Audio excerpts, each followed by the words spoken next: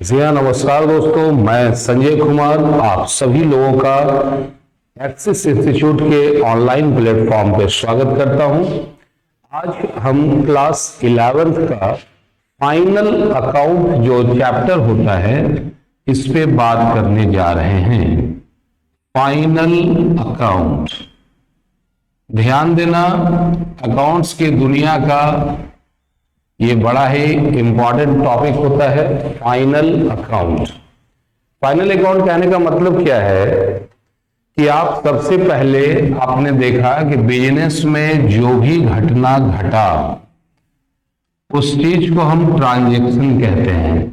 आपने परचेज किया, आपने सेल किया, आप किसी से कैश लिए, किसी से कैश दिए, किसी से उधार खरीदे, किसी को उधार बेचे, बैंक में जमा किए, बैंक से निकाले, मतलब जिस तरह का जो भी घटना घटा उन सारे चीजों को हम ट्रांजैक्शन कहते हैं। इस ट्रांजैक्शंस को हमने कुछ स्पेसिफिक रूल्स के आधार पे हम इस ट्रांजैक्शंस का हम जर्नल बनाए। जर्नल एंट्री मतलब इसको रिकॉर्ड किए डबल एंट्री सिस्टम के आधार पे, जिसमें आपने देखा था personal account, real account, nominal account के आधार पे जर्नल बनाए। फिर इस जर्नल को डिफरेंट पार्ट में डिवाइड किए, जिसको कि हमने लेजर नाम दिया। Cash account, capital account, goods account, stock account, assets account, liabilities account, capital, investment, जितना भी तरह का घटना घटा इस जर्नल से हमने सेपरेट करके लेजर बनाया। और हर अकाउंट का जो बैलेंस आया उस बैलेंस को बेस रखते हुए हमने ट्रायल बैलेंस बनाया।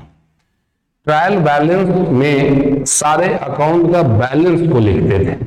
जैसे अगर कहीं दिया हुआ है कैश अकाउंट, मान लो 10,000, इसका मतलब है कि जब भी हम अकाउंट्स बनाते हैं तो याद रखना पहला कि एक स्पेशल टाइम का बनाते हैं।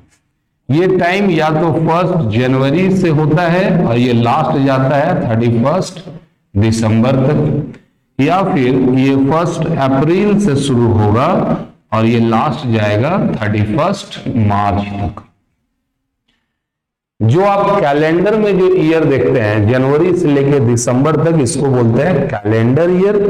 और जो नॉर्मली हम अकाउंट्स बनाते हैं, जितना भी सरकारी ऑफिस है, कार्यालय हैं, वहां पे जो अकाउंट मैनेज होता है उसका टाइमिंग होता है 1 अप्रैल टू 31 मार्च। इसको हम बोलते हैं अकाउंटिंग ईयर।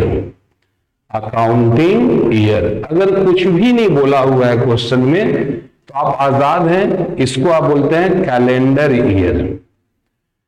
मतलब वो साल जो आपको कैलेंडर में दिखे उसको कैलेंडर ईयर बोलते हैं। और कैलेंडर ईयर होता है 1 जनवरी से शुरू होगा, 31 दिसंबर तक चलेगा।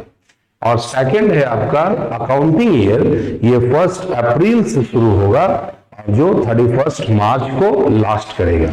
अब हम लेजर बनाते हैं, लिखा हुआ है कैश अकाउंट 10,000, इसका मतलब ये लास्ट के समय कैश कितना था, 10,000 था। परचेज अगर दिया हुआ होगा, परचेज मान लो 10 लाख, इसका मतलब पूरा साल भर में परचेज कितना का किए, 10 लाख का।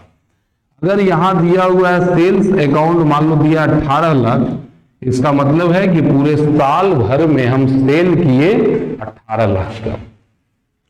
अब सवाल ये है कि हम ट्रांजैक्शन से जर्नल बनाए, लेजर बनाए, ट्रायल बैलेंस बनाए, क्यों बनाए? आखिर इसको बनाने का मकसद क्या है, क्यों बनाते हैं, ये मोटिव समझना। ये मोटिव हमारे को ये जानना होता है अकाउंट का कि साल भर जो हम बिजनेस किए हैं तो इस बिजनेस के रिजल्ट के रूप में मेरे को प्रॉफिट हुआ है या मेरे को लॉस हुआ है, इस बात को जानना है।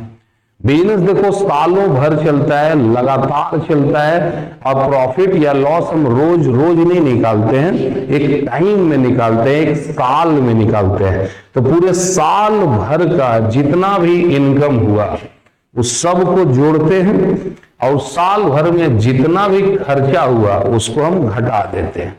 अगर रिजल्ट प्लस आया, पॉजिटिव आया, तो माना जाता है कि ये प्रॉफिट है। अगर ये निगेटिव में आया मतलब ये लॉस है। तो इसी प्रॉफिट और लॉस को जानना भी जरूरी है। और दूसरा बात है, एक बनता है बैलेंस शीट। बैलेंस शीट का मतलब है कि हमारा बिजनेस का ग्रोथ हुआ कि नहीं हुआ। अगर आप किसी बिजनेस को 10 लाख रुपया से आप शुरू किए कैपिटल लगा के, 1 साल के बाद अगर कैपिटल 15 लाख हो गया या फिर ये कैपिटल 8 लाख हो गया, अगर 10 लाख का पूंजी से लगाए थे और मेरा लास्ट में पूंजी हो गया 15 लाख, 10 लाख से शुरू किए हुआ 15 लाख, तो इसका मतलब है मेरे दोस्तों कि ये आपका प्रॉफिट है। अगर हम 10 लाख से शुरू किए और मेरा घट के हो गया 8 लाख, तो इसका मतलब है कि अब यहां पे मामला लॉस का हो गया। तो प्रॉफिट का और लॉस का कॉन्सेप्ट समझ में आया। बैलेंस शीट जो होता है कि बिजनेस में जितना भी एसेट्स है, लायबिलिटीज है, इन सारे चीज का रिकॉर्ड किए है कितना, मेरे बिजनेस का वैल्यू कितना है, इस बात को जानने के लिए हम बैलेंस शीट बनाते हैं। तो ये बात समझ में आ गया। फाइनल अकाउंट में नॉर्मली 3 तरह का स्टेटमेंट और अकाउंट बनाया जाता है, जिसमें पहला जो चीज होता है उसको बोलते हैं ट्रेडिंग अकाउंट, और सेकंड वाले को बोलते हैं हम लोग प्रॉफिट एंड लॉस अकाउंट, और थर्ड जो होगा उसको बोलेंगे बैलेंस शीट। फाइनल अकाउंट में 3 मेन चीज है। पहले वाले को बोलते हैं ट्रेडिंग अकाउंट, सेकंड वाले को बोलते हैं profit and loss account, profit and loss account, और थर्ड वाले को बोलते हैं बैलेंस शीट। अब हम बारी बारी से इन तीनों पर डिस्कशन करेंगे और देखने का कोशिश करेंगे कि ये होता क्या है। तो ध्यान देना, अगर ये मेरा बिजनेस है, बिजनेस यहां जहां पे हम होते हैं, ठीक है। अब यहां ध्यान देना कि मेरे पास 2 चीज है, एक सेलर होता है या फिर सप्लायर होता है, और एक मेरा अंतिम लक्ष्य जो होता है इस इंसान तक पहुंचने का होता है, यह है कस्टमर। क्लियर है? अब यहां से यहां तक मेरे पास गुड्स आएगा या किसी तरह का सर्विस आएगा, तो ये आने के संबंध में यहां से यहां के बीच का जितना भी होगा ऑल एक्सपेंसेज, पहले हम अपने यहां लाते हैं या बनाते हैं, उसके बाद हम उस चीज को बेचते हैं। तो किसी भी चीज को लाने या बनाने से संबंधित, याद रखना, किसी भी वस्तु को लाने या बनाने से संबंधित, बनाने से संबंधित जितना भी खर्चा होगा, all expenses related to bringing और manufacturing, all expenses related to bringing और manufacturing are comes in trading account। ये किस में आता है भाई? ट्रेडिंग अकाउंट में। जब भी आप किसी चीज को लाएंगे अपने यहां, देखना जितना भी राशन दुकान है तुम्हारे अगल बगल मोहल्ले में, ये लोग किसी सामान को बनाते हैं कि कहीं से लाते हैं। तो लाने से संबंधित जितना भी खर्चा है या जितना भी इनकम है, इन चीज को हम ट्रेडिंग में लिखते हैं। अब जब ये मेरे पास, अब मान लो कि कोई ब्रेड का फैक्ट्री है, तो ब्रेड लाता नहीं है, ब्रेड का रॉ मटेरियल लाता है और उस रॉ मटेरियल से वो ब्रेड बनाता है। यानी अगर आपका फैक्ट्री है तो जिस चीज का आप प्रोडक्शन करना चाहते हैं, पहले उसको बनाना होगा, उसके बाद उसको बेचना होगा। एक्सपेंसेस रिलेटेड टू ब्रिंगिंग और manufacturing are related with trading account, and all expenses related with its sales, sales से रिलेटेड जो भी आइटम होगा वो जाता है प्रॉफिट एंड लॉस अकाउंट में। अगर इस बिजनेस से ये सामान कंज्यूमर तक जाए, चाहे वो गुड्स हो चाहे वो सर्विस हो,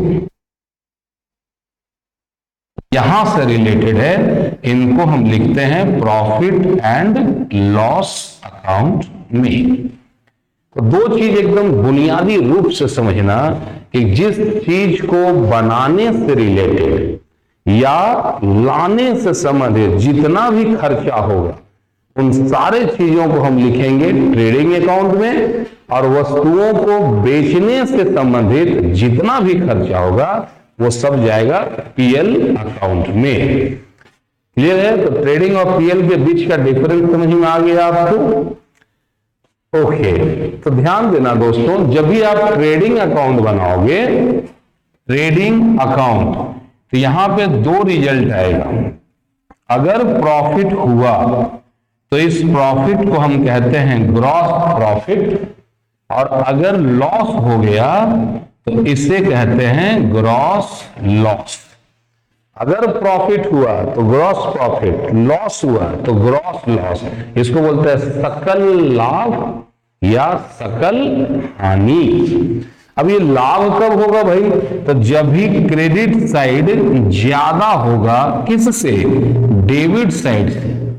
क्रेडिट का मतलब होता है इनकम अगर ज्यादा हो एक्सपेंसेस, इनकम अगर ज्यादा हो एक्सपेंसेस से तो हम बोलते हैं कि ये प्रॉफिट है, और अगर एक्सपेंसेस ज्यादा हो इनकम से तो इसका मतलब है कि ये लॉस होता है। क्लियर? अब देखो, जब भी आप प्रॉफिट एंड लॉस अकाउंट बनाओगे तो यहां रिजल्ट आएगा दो, एक प्रॉफिट को कहेंगे नेट प्रॉफिट और एक को कहेंगे नेट लॉस।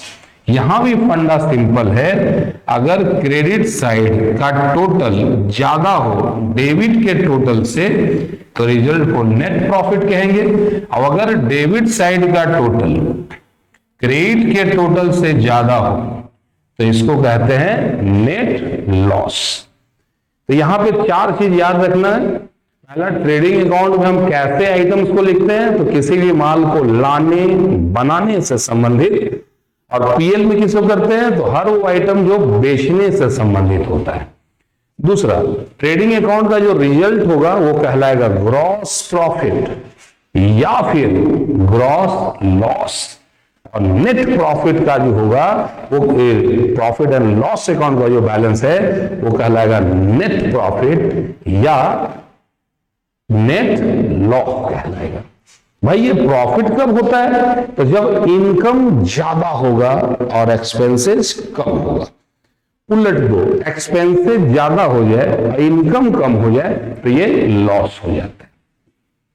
इस वीडियो लेक्चर में हमने ये कोशिश किया कि फाइनल अकाउंट में क्या क्या होता है वो आपको हम समझा सकें। अगले वीडियो में हम स्पेशली ट्रेडिंग अकाउंट पे विशेष बात करेंगे। आप लोगों ने बहुत प्रेम और शांति से मेरी बातों को सुना, आप सभी को धन्यवाद, थैंक यू। मिलते हैं नेक्स्ट वीडियो में। जय हिंद।